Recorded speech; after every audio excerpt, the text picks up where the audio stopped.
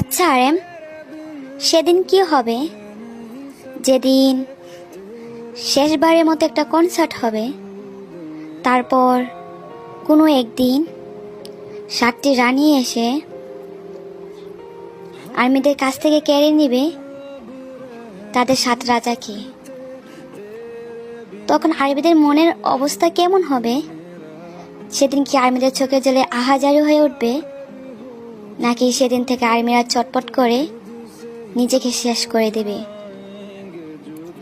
ইতিহাসের পাতায় কি লেখা হবে? কোন এক গাছে 7টি ফুল ছিল, সেই ফুলে ঘিরেছিল হাজারো প্রজাপতি।